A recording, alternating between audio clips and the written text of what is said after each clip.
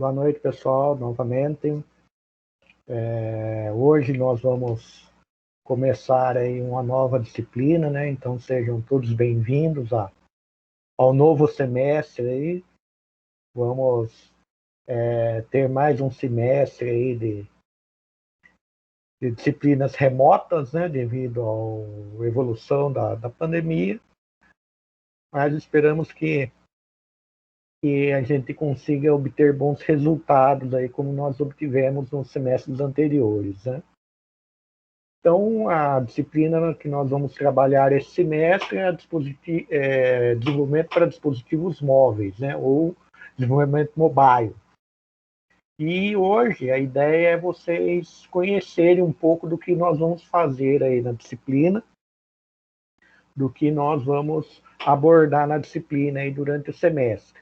Pretendo fazer do mesmo jeito que nós fizemos em banco de dados aí, fazer uma abordagem bem sucinta da parte teórica, né? Para a gente não ficar muito preso na parte teórica e a gente conhecer uma ferramenta nova, conhecer uma ferramenta que está em ascensão no mercado aí, que é o Flutter, né? Então, as nossas práticas aí, vamos ter aulas aí que nós vamos estar desenvolvendo algumas aplicações básicas para nós conhecermos o Flutter e alguns trabalhos também voltados aí para a composição da nota de vocês.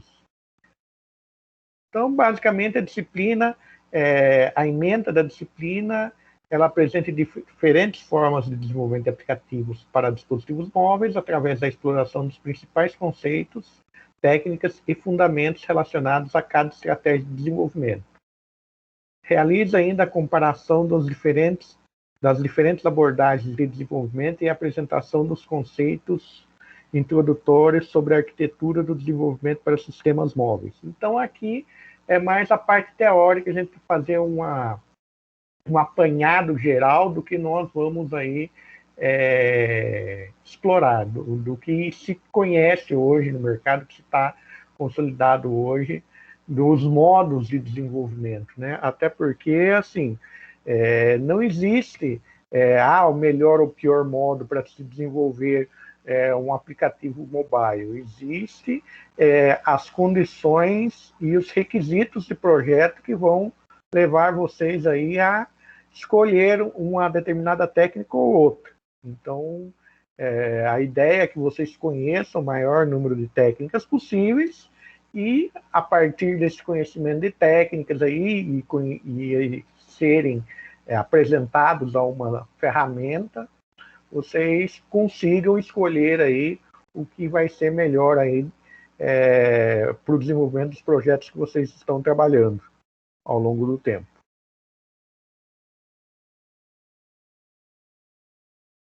Então, basicamente, nós vamos ter alguns tópicos aí dentro da disciplina, né? Que é a estratégia para desenvolvimento móvel, né? Então, entender um pouco que são desenvolvimento baseado somente em web, desenvolvimento híbrido e nas plataformas nativas, né? Então, a gente vai explorar bem rapidamente, bem superficialmente, essas estratégias, né? Então, como isso, quais são as ferramentas que são utilizadas nessas estratégias, né? Então, um pouco das linguagens e dos ambientes também, nós vamos explorar de maneira bem rápida, né? Vamos conhecer um pouco aí os principais frameworks do mercado aí para o desenvolvimento híbrido, né? Vamos dar uma olhada nisso. O desenvolvimento da plataforma Android, como eu trabalho, para desenvolver em plataforma Android, né, de forma nativa, que é algo também bastante forte no mercado. E nós vamos aí ter a introdução ao desenvolvimento em plataforma Android com Flutter, que é uma ferramenta aí que a Google lançou recentemente e tem alcançado aí bastante desenvolvedores do mercado, né? Bastante desenvolvedores têm comentado sobre a ferramenta, eles têm visto bastante coisa interessante sobre a ferramenta. Esse framework ele pretende além dos mobiles, ele pretende também dar suporte aí para desenvolvimento web e até desenvolvimento desktop, né? Então, é uma plataforma interessante de a gente fazer uma exploração inicial aí para ter uma visão de mercado, né? A ideia é dar uma visão de mercado aí de uma ferramenta para vocês aí, vocês conhecerem pelo menos o básico dela e nós irmos explorando junto, a gente ir conhecendo junto essa ferramenta também, né?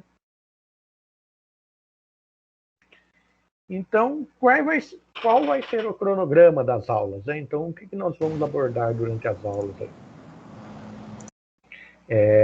Então, hoje, dia 24, vai ser a apresentação da disciplina, né? Dia 31, nós vamos ter o tópico estratégia para desenvolvimento móvel. Dia 7, técnicas de desenvolvimento móvel. Dia 14 do 4, aí, a introdução ao Flutter. Daí, dia 28, na aula de 28 do 4, eu já coloquei para vocês aí, que vai ser o nosso primeiro trabalho, né?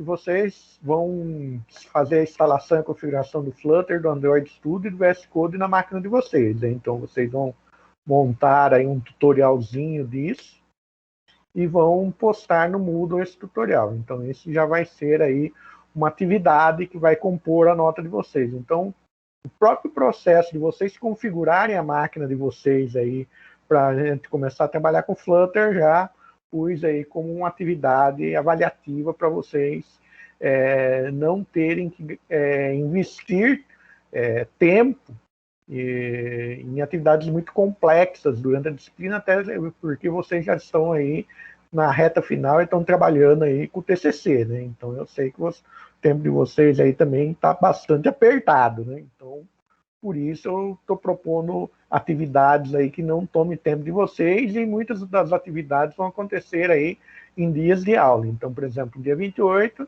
vai ser um dia que nós não vamos ter um encontro, né? E vocês vão ter esse dia aí para instalar e configurar aí a máquina de vocês para a gente começar o Flutter. Daí no dia 5 do 5 também nós vamos explorar um pouco mais das características básicas aí do Flutter, né? Dia 12, aí outra aula também que vocês vão ter para fazer outra atividade aí, que eu vou pôr um roteirinho de pesquisa aí para vocês pesquisarem sobre programação reativa, que é a base de programação do Flutter. Então, o Flutter trabalha com ideia de programação reativa. Então, o Flutter ele é um framework que usa a linguagem Dart, e a linguagem Dart, dentro do contexto aí de desenvolvimento dentro do Flutter, ela usa o conceito de programação reativa. Então, vou pôr um roteiro de pesquisa e vocês vão pesquisar aí, entender um pouco aí sobre o que é a programação reativa. Então, também vai ser um outro dia de aula aí, dia 12 do 5, que em vez de nós termos o nosso encontro ciclo, vocês vão ter esse tempo aí para vocês produzirem esse trabalho aí, né? Daí, a partir de 19 do 5 e 19 e 26 do 5, nós vamos pôr a mão na massa aí num projetinho prático aí, um projetinho básico de programação, né? A calculadora de MC aí, né? Então é um projetinho bem básico também, para vocês conhecerem um pouco, a gente conseguir fazer algo prático dentro do Flutter. E vocês aí no dia 2 do 6, vocês vão pesquisar aí sobre validação de campos no Flutter para modificar a aplicação de vocês aí para ela fazer a validação dos campos, né? Então, validar se o número está no formato que precisa, tudo certinho. Então, isso aí também vai ser outra aula que vocês vão fazer um trabalho e esse trabalho vai compor a nota de vocês. Então, vejam que eu estou pondo coisas pequenas aí para vocês não terem que realmente sair muito do horário de aula para terem que fazer coisas da nossa disciplina. Daí, a partir de 9 do 6 até o dia 7 do 7, nós vamos fazer um projeto aí de uma agenda de contatos aí dentro do Flutter, também um projetinho básico. Daí nós vamos trabalhar com SQLite também dentro do Flutter, então nós vamos trabalhar um pouco com persistência de dados aí, né? E dentro dessa aplicação nós vamos também aí integrar telefone, câmera, exibir alerta diálogos. Então essa aplicação a gente vai explorar bastante conceitos aí do Flutter, o que acho que fica bem legal, pelo menos para vocês terem uma visão geral aí de como desenvolver dentro do Flutter. Eu acho que esse projetinho aí que nós vamos trabalhar de 9/6 até 7/7 vai ser bem interessante. Daí, dia 10/7 até o dia 14/7, então 2 semanas aí, vocês vão desenvolver um roteiro para a criação de um app utilizando Machine Learning, Flutter e o Firebase. Isso aí vocês acham bastante material na internet, então isso vai dar um pouquinho mais de trabalho. Eu acho que até o dia 21/7 aí, um sistema bem básico, e vocês têm condição de fazer, roteiro bem básico, documentando, né? Então, vocês vão desenvolvendo e documentando o que vocês foram fazendo, para tipo assim, como fosse uma aula, né? Vocês já viram como nós desenvolvemos a aula aí, bem passo a passo na disciplina de banco de dados. A ideia também é que vocês desenvolvam algo nesse sentido aí, certo? Então, essa vai ser a nossa rotina aí durante o curso. Se houver alguma modificação aí por algum motivo no meio do caminho, houver alguma dificuldade, nós vamos fazendo um ajuste aí do nosso roteiro, mas a ideia é que vocês já se programem dentro do que está aqui nesse roteiro. Nossos encontros serão sempre às quarta-feiras, né? Das 18h50 até as 20h30. E todas as aulas serão gravadas, né? Então, do mesmo jeito que nós fizemos lá em banco, eu vou gravar as aulas, depois eu já coloco no Moodle o link para vocês acessarem a aula. De repente, para rever alguma coisa, ou alguém que não conseguiu acessar a aula aí, conseguir ver o que foi debatido na aula. Então, a ideia é que sempre a gente grave as aulas aí. E se alguém tiver alguma dificuldade também aí para acessar as aulas, alguma coisa, o material, por favor, entre em contato, gente.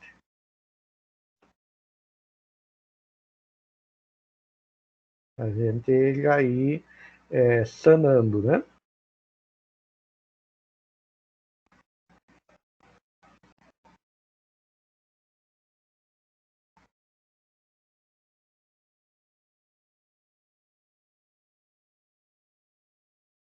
Então, aqui os trabalhos, né? Como nós vimos lá, nós temos 4 trabalhos aí durante o semestre, né? Então, primeiro vai ser vocês instalarem, configurarem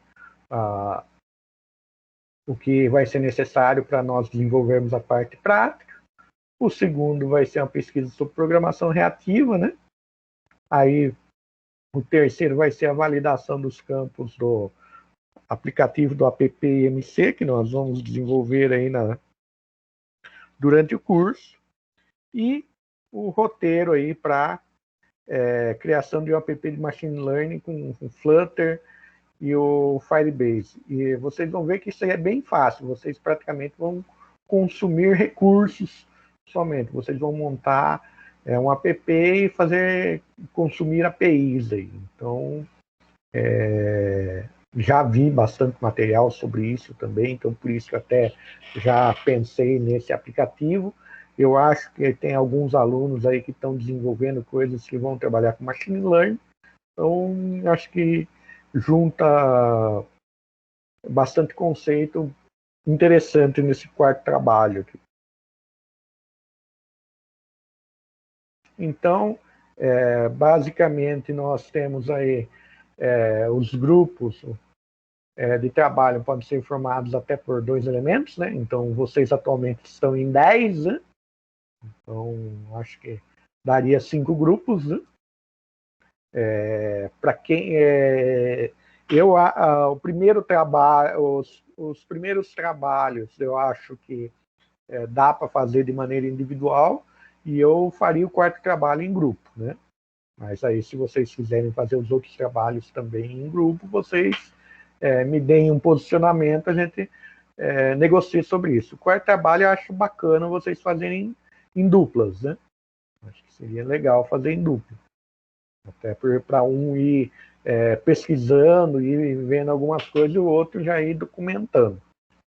Então, eu acho que seria bastante interessante o quarto trabalho vocês fazerem em dupla.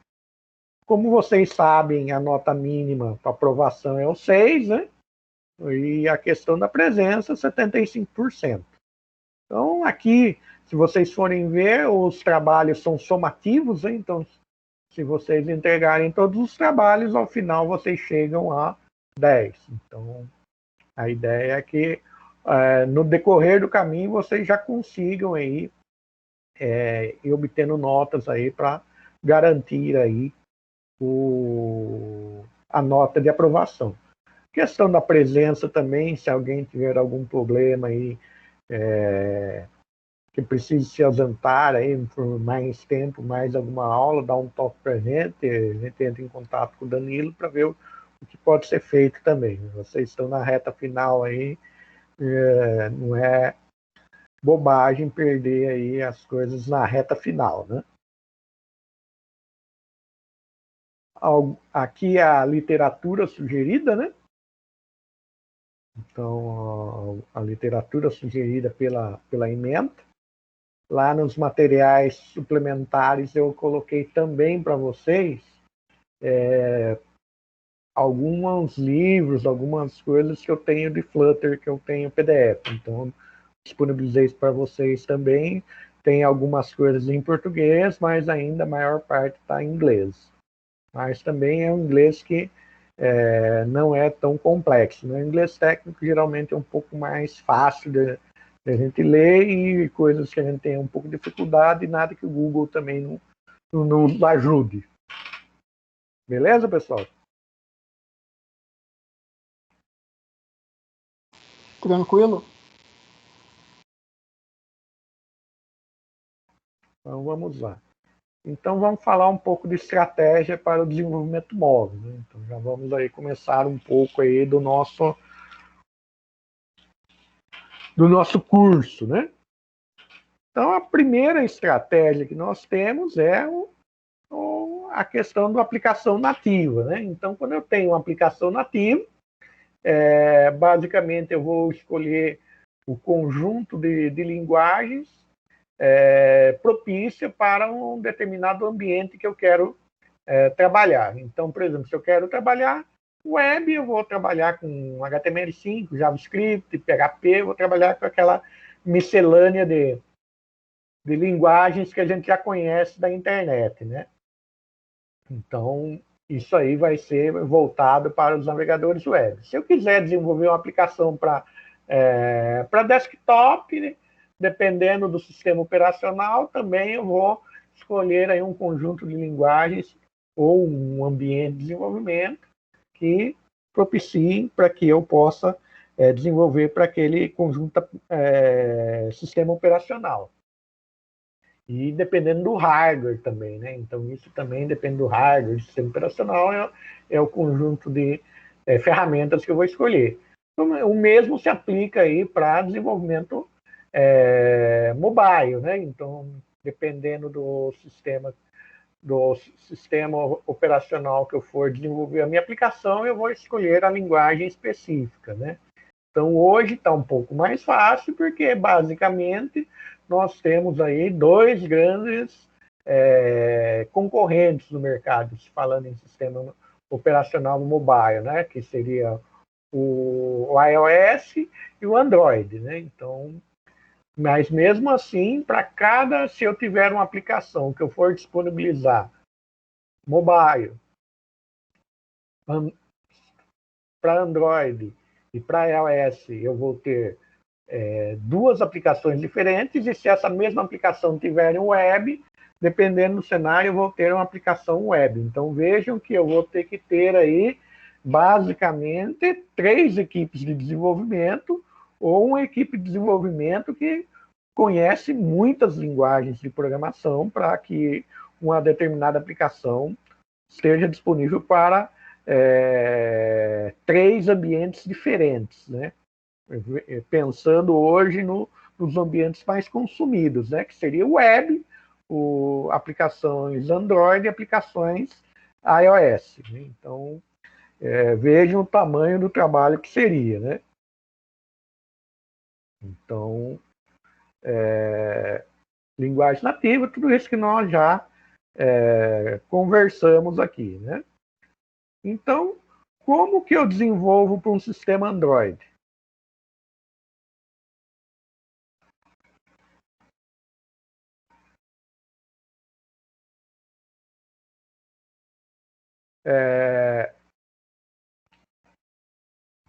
Para Android, basicamente, eu vou precisar de dois kits de desenvolvimento. Eu tenho 2 kits de desenvolvimento, né? Então, eu tenho um que é o primeiro, que é o Native Development Kit, NDK, ou Kit de Desenvolvimento Nativo, em português, né? Então, ele pode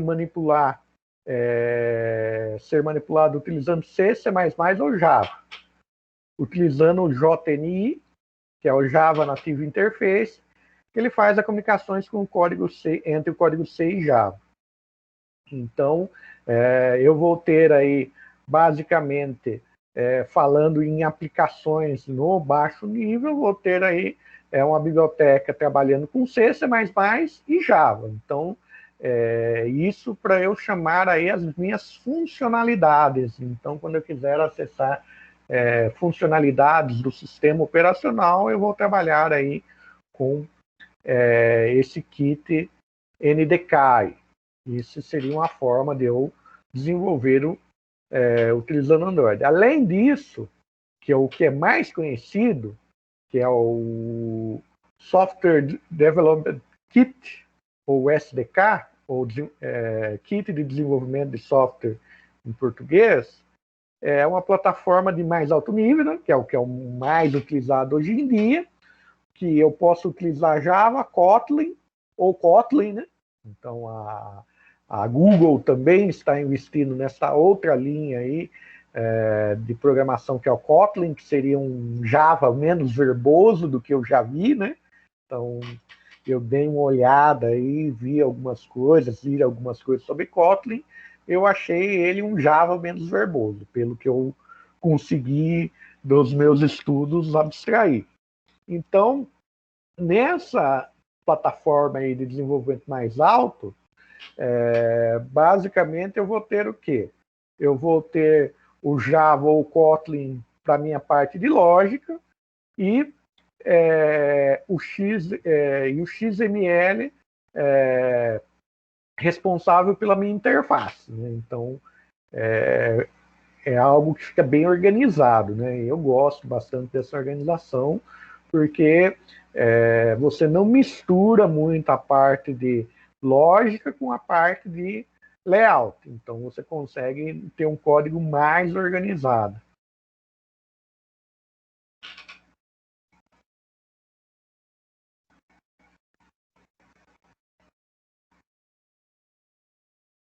Então, o SDK é o que termina sendo mais utilizado no mercado, né? Porque a gente não precisa ficar reinventando a roda, precisa ficar escovando o bit. A gente geralmente, quando a gente vai desenvolver aplicações aí mais do dia a dia, a gente vai consumir recursos que já existem dentro do SDK. Então, se nós formos pensar que quando eu tenho o NDK, eu vou estar trabalhando mais aí, escovando bit, vou estar usando coisa muito específica, desenvolvendo para coisa muito específica que o JDK não me oferece, e o JDK eu já vou estar consumindo aí coisas mais alto nível, coisas que a Google e outros desenvolvedores já deixaram pronto para a gente.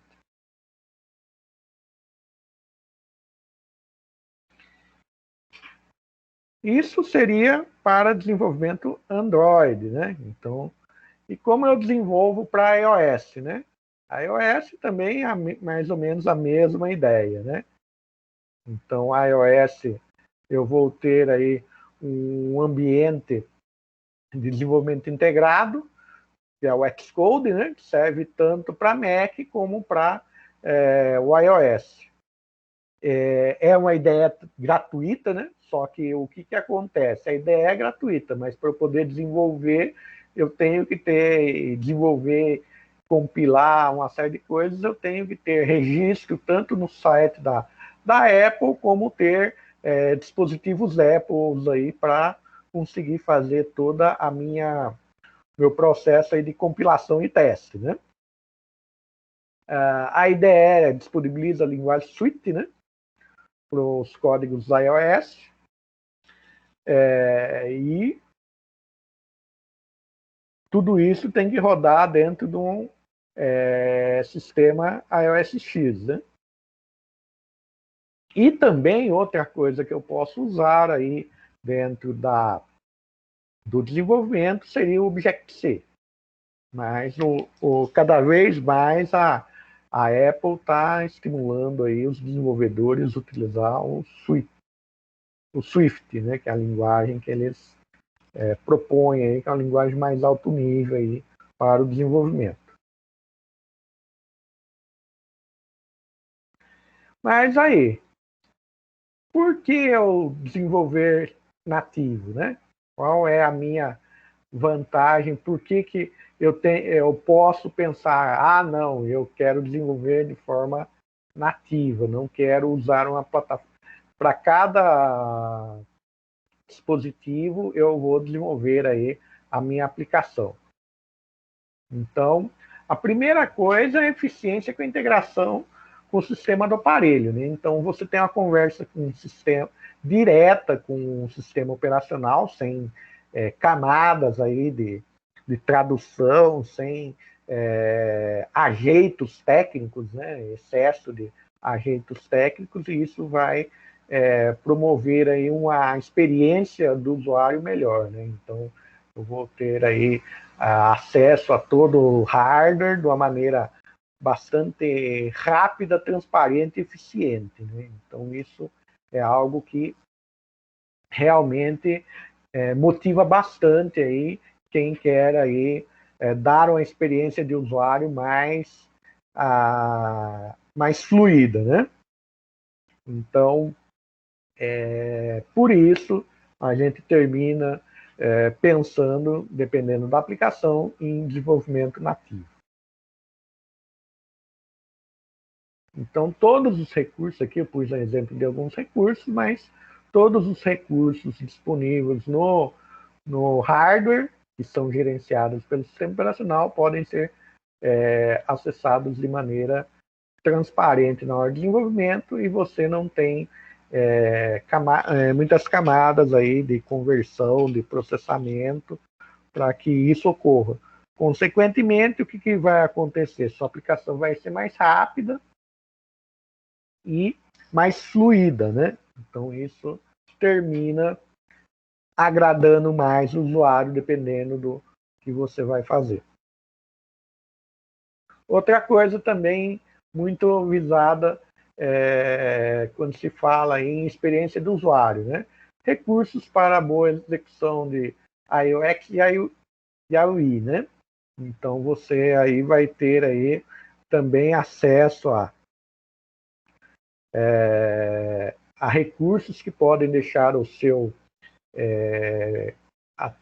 aplicação, seu aplicativo visualmente mais atrativo, por poder usar recursos mais sofisticados de design e poder ser construído dentro dos parâmetros que se assemelham dos parâmetros de usabilidade que se assemelham ao do sistema operacional do hardware, né? Então eu consigo também utilizar as bibliotecas nativas, né? Porque todo o sistema operacional vai vir com um conjunto de elementos de interface próprio do sistema operacional, e eu consigo consumir esses elementos de interface sem maiores dificuldades.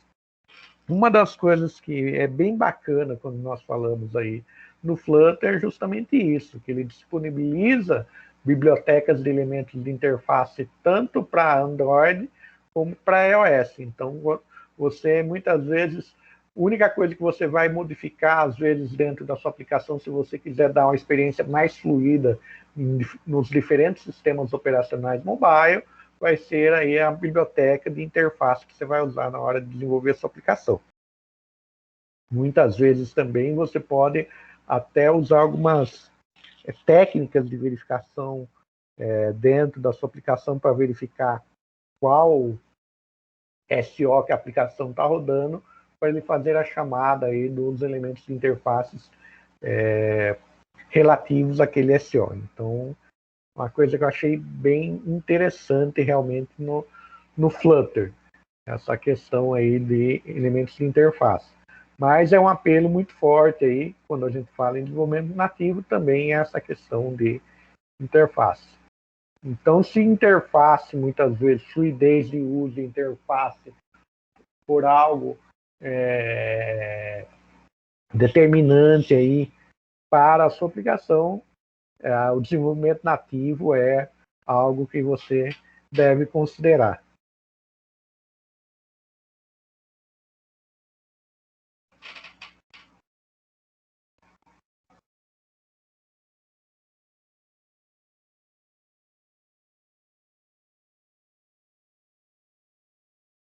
Implementações mais robustas, né? Então, além de todos os elementos de interface, questões aí de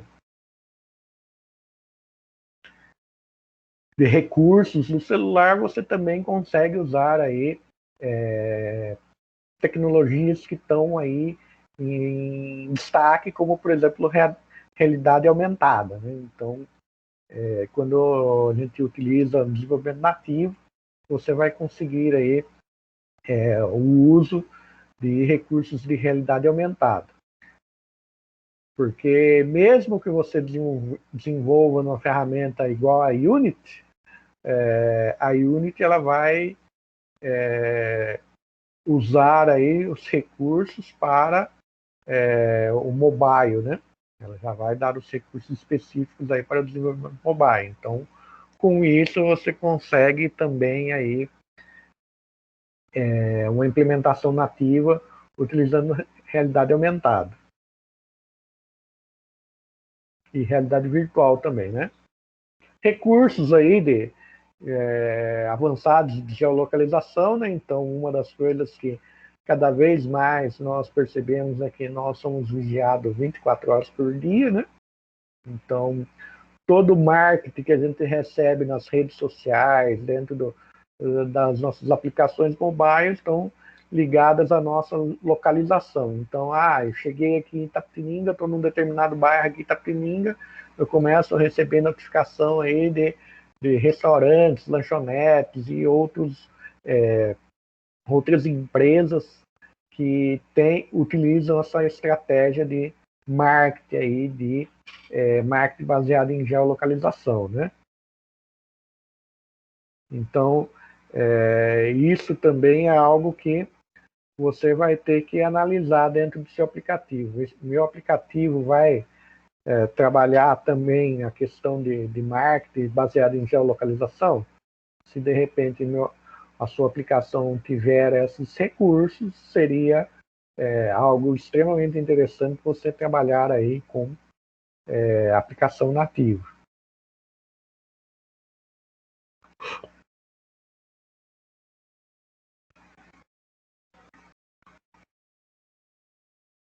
Funcionamento offline, né? Então, é outra coisa também. Isso hoje até outras tecnologias de aplicação estão conseguindo fazer isso, né? Mas ainda de forma mais eficiente termina sendo o aplicativo nativo. Então, criação de base de dados, todo o código, todo o core do funcionamento termina ficando dentro da sua aplicação. Então, tudo isso também facilita bastante aí quando você pensa em aplicações que podem, de repente, não ter disponibilidade de conexão o tempo inteiro, né? Então, muitas vezes eu estou desenvolvendo uma aplicação aí, que em alguns momentos eu tenho que fazer coleta de dados, e esses dados não vão ser transmitidos simultaneamente, porque eu estou sem conexão, então eu vou fazer essa coleta de dados, armazenar essa coleta de dados aí de maneira offline dentro do meu aparelho. A partir do momento que a aplicação consegue conexão com a internet, ela faz uma verificação se a base de dados está igual ao que está no meu aparelho. Se não tiver, ela faz aí a sincronização e atualização. Então, isso, dentro do aplicativo nativo, termina sendo mais fácil de ser desenvolvido. Mesmo a aplicação PWA e outras aplicações eu até consigo fazer isso? Consigo, mas às vezes não é tão eficiente, termina sendo mais complexo.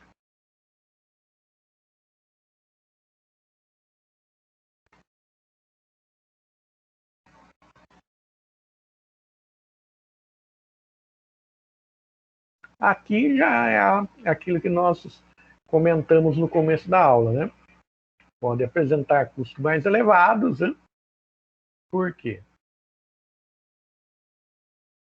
Porque você vai ter a necessidade aí de ter um time de desenvolvedor altamente especializado, né?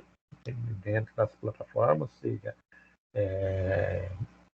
Android ou iOS, para trabalhar aí tanto na criação do aplicativo, como depois aí na manutenção desse aplicativo, né? Porque ao longo do processo de vida, as aplicações precisam aí de manutenção, de atualização, de muitas vezes de inclusão de novos recursos aí ao longo do tempo. Então, tudo isso tem um custo. Então, por exemplo, muitas vezes a aplicação vai ter uma versão web, uma versão para iOS e uma versão para Android. Então, tudo isso te gera aí um custo que tem que ser levado em conta. Então, vejam que em todos os cenários que nós vamos desenvolver aplicações, nós temos que analisar o que? Fazer aquela parte que muitas vezes a maioria das empresas e dos desenvolvedores não gostam de fazer, que é parte de levantamento de requisitos, de testing com usuários, para realmente entender aí um pouco do que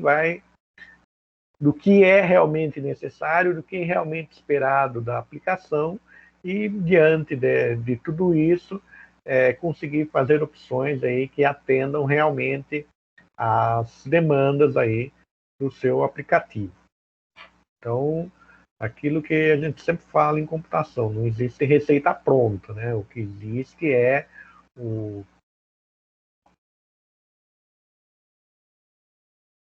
requisitos, né? Existem são as necessidades, os anseios do usuário, e dentro desse panorama a gente tem que fazer as escolhas aí que atendam os anseios do usuário, mas que também sejam financeiramente saudáveis para a equipe de desenvolvimento. Então vejam que é sempre algo bastante complexo, né?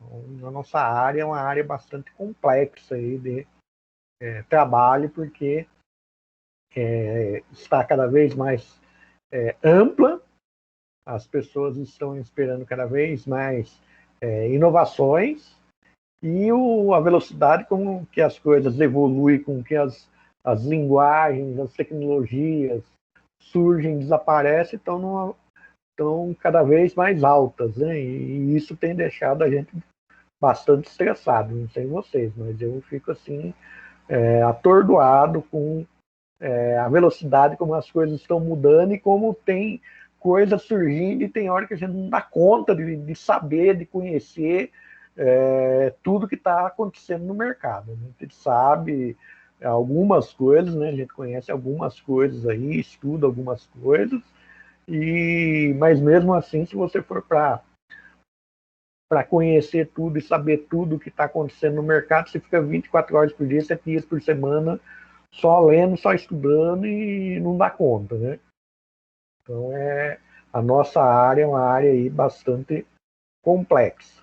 Então, no final da história, nós vamos ter que fazer que nem o pessoal fez na medicina, né? Cada vez dividir mais, se especializar mais em determinados setores e a gente conhecer bastante aquele setor e torcer que aquele setor, aquela área que a gente escolheu tenha uma vida mais longa, né? Então, na minha concepção, desenvolvimento web e mobile são duas áreas que nós vamos ter trabalho por bastante tempo, e só que essas áreas estão cada vez mais convergindo, né? Porque cada vez mais as pessoas deixam de ter computador, né? Cada vez menos as pessoas usam computador e cada vez mais as pessoas usam dispositivos móveis, né? E hoje o computador está voltando àquela visão antiga de existir praticamente só dentro das empresas, né? Hoje as pessoas têm 4, 5 smartphones de última geração na casa, cada um tem o seu, e não tem um computador, não tem um desktop menos ainda, né?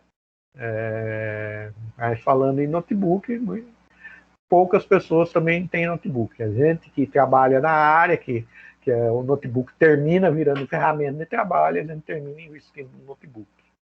Mas o usuário mais do dia a dia, o que a gente tem percebido é que cada vez menos tem usado aí desktops e notebooks aí no dia a dia em casa. Agora, aquela pergunta, né? O que é o PWA? Vocês já ouviram? A maioria aqui, acho que todo mundo já ouviu falar do PWA. Não sei se alguém desenvolve o PWA aqui, já fez alguma coisa com o PWA.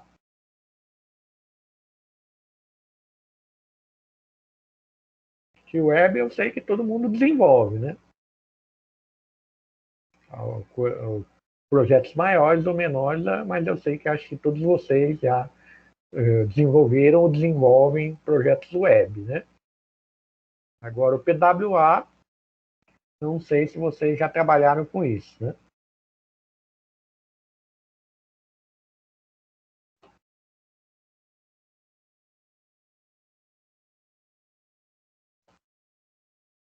Então, basicamente, PWA, né? Então, Progress Web App, né?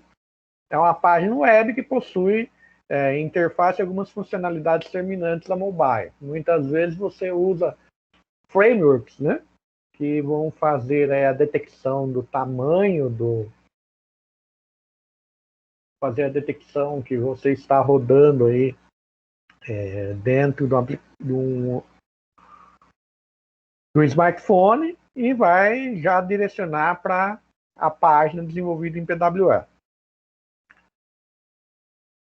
E você vai ter algumas funcionalidades e alguns elementos de interface semelhantes a uma aplicação mobile. A diferença é que ele não pode ser baixado, né?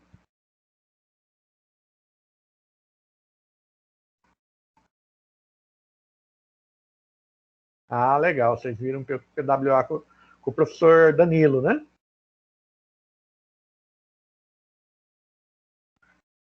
Então, basicamente, o que vai acontecer? Quando você abre algo que foi desenvolvido com a tecnologia PWA no seu navegador, ele vai dar a opção para você de você colocar um atalho aí da sua área de trabalho, né? Uma das telas iniciais aí do smartphone. Então, quando você faz isso, você cria aí um atalho, geralmente ele vai pôr aí, ele já, para quem desenvolveu, já vai pôr um ícone, né? Apesar de ser um atalho de um navegador, mas vai ser existe a possibilidade de você pôr um ícone específico, né, na hora que você está desenvolvendo. E o core da aplicação, do funcionamento básico da aplicação, vai ser baixado para o seu smartphone. Ele vai criar um diretório lá e vai pôr o core básico dentro do seu smartphone. Para quê? Para ele ter algum funcionamento offline. Então, basicamente, isso que nós vamos ter com o PWA. Ah, mas aí vocês podem estar me perguntando, qual é a diferença de um PWA de um site mobile responsivo, né? O site mobile, ele vai ser um site que ele vai detectar o tamanho de tela, né? O mobile responsivo vai detectar o tamanho de tela e, dependendo do tamanho da tela, ele vai fazer uma adaptação da disposição dos elementos de interface. Então, é aquela questão de media carry, uma série de ferramentas aí que são utilizadas para fazer essa detecção, né, do tamanho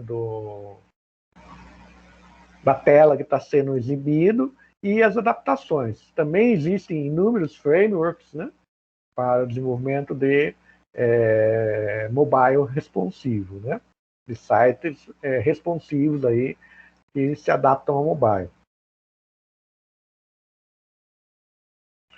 E já o PWA ele é projetado para ter uma aparência realmente de aplicativo, né?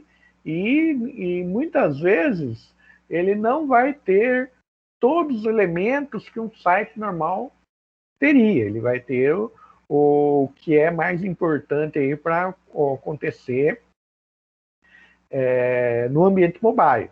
Então, vejam que é outra aplicação. Quando eu falo em PWA, eu estou desenvolvendo, estou usando uma tecnologia web, estou fazendo todo um processo aí de programação utilizando tecnologias web, mas o modo de eu pensar e de eu construir a minha aplicação vai estar voltada para efetivamente a dispositivo móvel, né? Eu não vou ficar fazendo adaptações. Então, eu vou terminar fazendo aí um projeto muitas vezes mais enxuto, com menos elementos, porque eu estou pensando efetivamente em dispositivos móveis.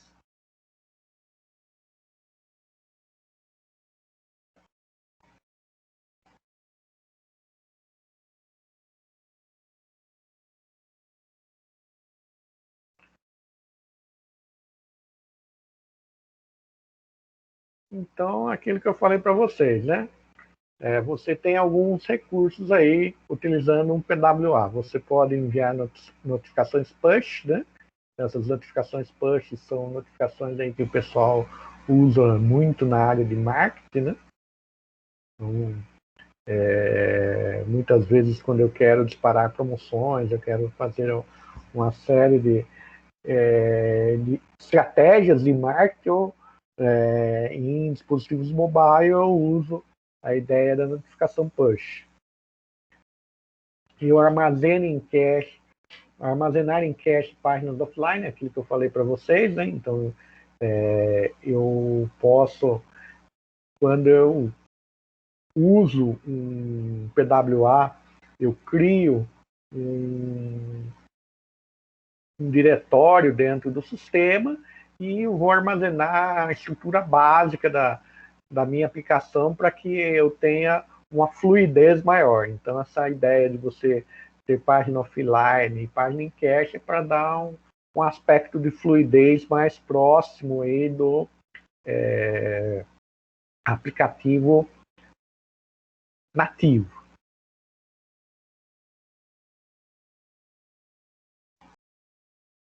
E aquilo que eu falei para vocês também, criar o atalho na home, né? Então eu tenho um ícone lá, bonitinho, como fosse uma aplicação, que já vai chamar direto aí os arquivos da minha página principal e eu vou poder fazer as operações que eu quero dentro da minha aplicação PWA. Então, como que vai acontecer, né? Então, vou acessar a URL. Então, isso aí vai funcionar como um site normalmente, né? Ele vai cair na tela inicial.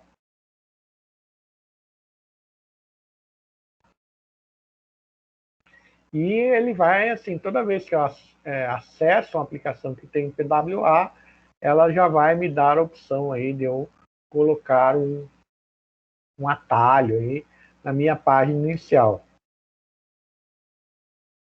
Depois, quando eu acrescento esse atalho, vejam ó, que fica o meu ícone aqui, né? Então, se eu clicar aqui, eu vou abrir. Cliquei aqui, ele já carrega para mim, carrega de uma maneira que oculta, né, os elementos aqui do meu navegador e vai me passar uma sensação de eu estar trabalhando dentro de um aplicativo, mas isso aqui vai estar rodando dentro do meu navegador, seja o meu navegador no Android, seja o meu navegador no iOS. Então, essa é um pouco aqui do ciclo do PWA. Então, uma das características do PWA aí é ocupar menos espaço, né?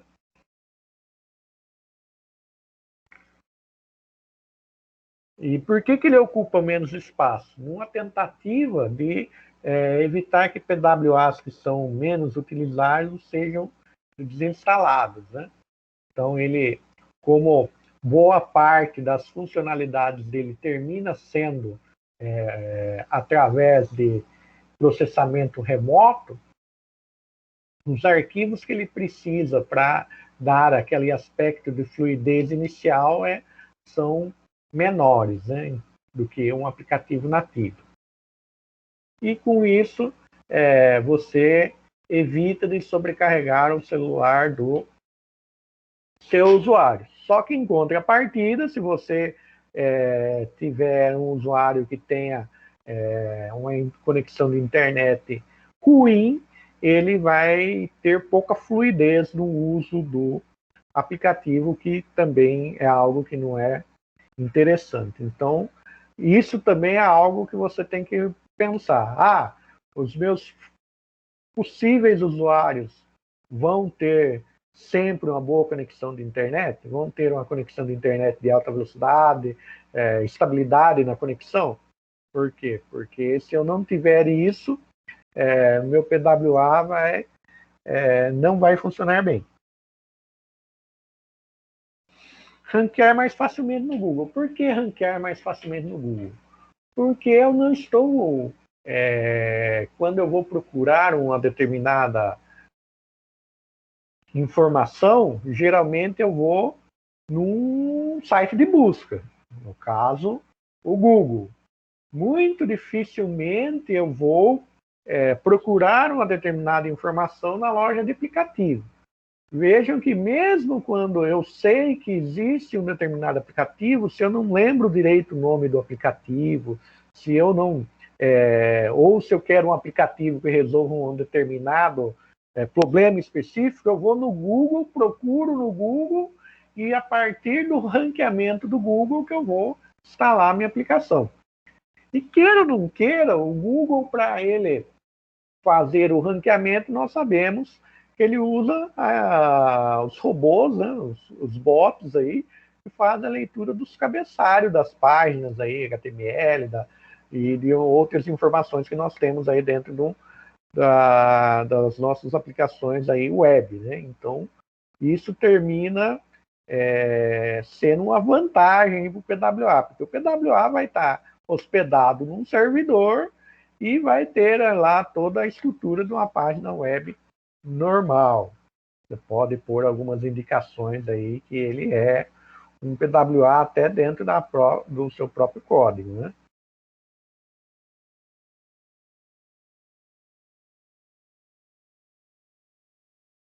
Aqui uma desvantagem, né? Como é uma aplicação web, nós não temos aí controle total do dispositivo. Nós não conseguimos acessar aí coisas específicas que o sistema operacional disponibiliza. Por quê? Porque esse acesso depende de uma camada chamada browser, né?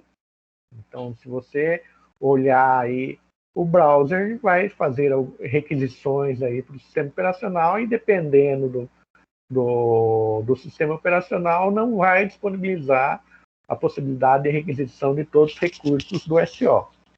No Android, o pessoal até tem ampliado aí essas possibilidades aí de requisições de funcionalidades do hardware. Mas no Safari isso já é bastante limitado, né? Então, a, quem, a Apple, ela, assim, usa no máximo de estratégias aí para que o usuário dela tenha uma experiência de uso melhor e essa experiência de uso melhor está ligado ao desenvolvimento nativo. Então vejam que temos recursos que não efetivamente quando eu estou com PWA eu não consigo acessar. Então muitas vezes também é outra coisa que eu tenho que pensar aí na hora que eu for desenvolver com PWA. Quais os recursos eu quero acessar, eu quero consumir aí do meu device.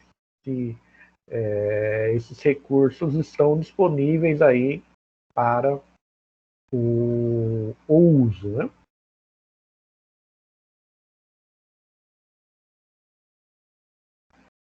Aquilo que eu falei, né, para vocês, o iOS ainda nós temos mais limitações, né? Então,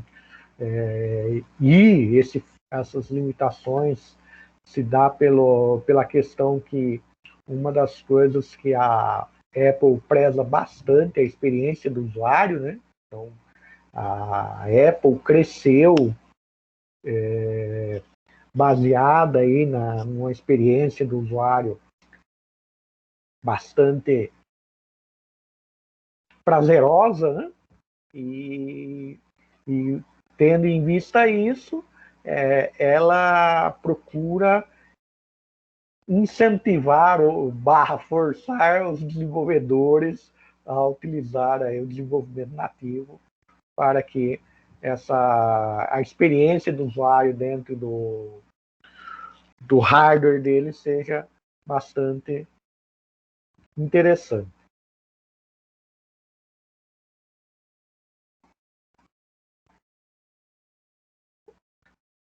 Algo que pode ser uma vantagem, né? Como é um site, né? Apesar de estar rodando no celular, ter aí a ideia de cache, do armazenamento para dar aquela primeira sensação de uso mais fluida, né? O PWA também, toda vez que ele se conectar à internet, ele vai verificar se o que está no device é igual ao que está no servidor, e se não for, ele vai fazer o processo de atualização, né? Então, ele vai fazer o refresh aí de toda a aplicação. Diferente de um aplicativo, né? Um aplicativo nativo, você instala. Se for aplicativo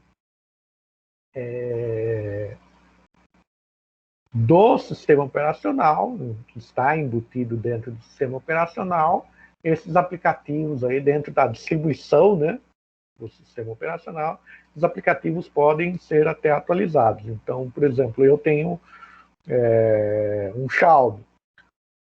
Os aplicativos ligados o que vem junto com o Xiaomi sempre são atualizados. Então a Xiaomi tem esse cuidado de sempre manter atualizado tanto o sistema operacional, tanto o Android, como os aplicativos que ela disponibiliza como padrão aí da distribuição dela. Mas não são todos os distribuidores que têm esse cuidado. E aplicativos que não são efetivamente feitos para, não vêm como padrão no sistema operacional, nem sempre são atualizados. Existem aplicativos aí que os desenvolvedores fazem um processo aí de verificação para ver se o aplicativo tem que ser atualizado, mas não é padrão, né? Então, às vezes, você pode ter um aplicativo aí que não é a última versão que foi desenvolvida. E já no PWA isso vai ser de forma transparente, porque toda vez que você abrir o seu aplicativo, ele buscar a conexão na internet, ele já vai fazer essa verificação pela questão de ser uma aplicação web, né?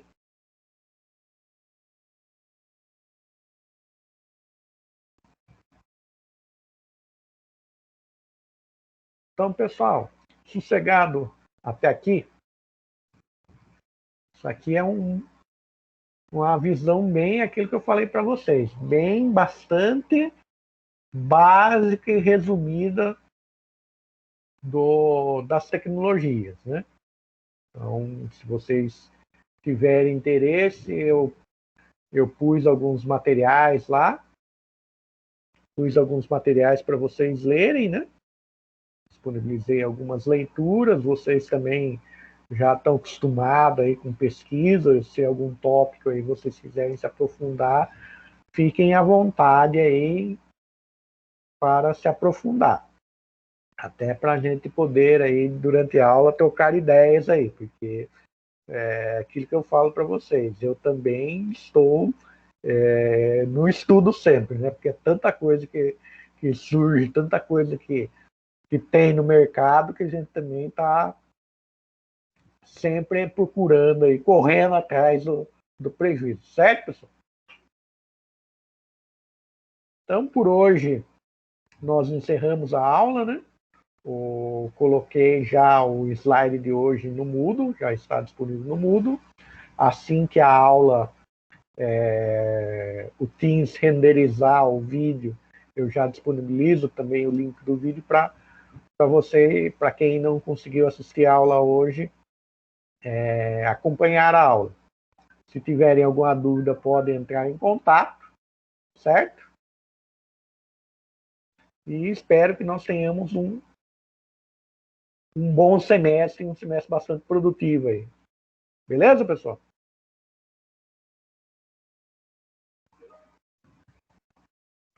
Falou, Oswaldo. Obrigado aí. Eu que agradeço. Beleza, sim, professor. Valeu pela aula. Eu que agradeço, gente.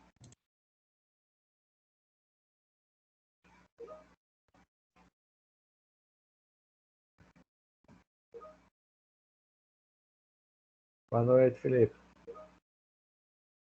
Boa noite, Geraldo.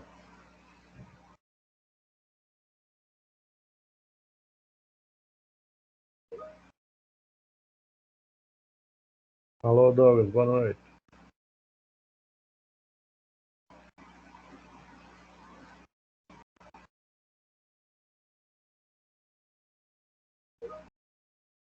Falou, Luiz. Até mais. Boa noite.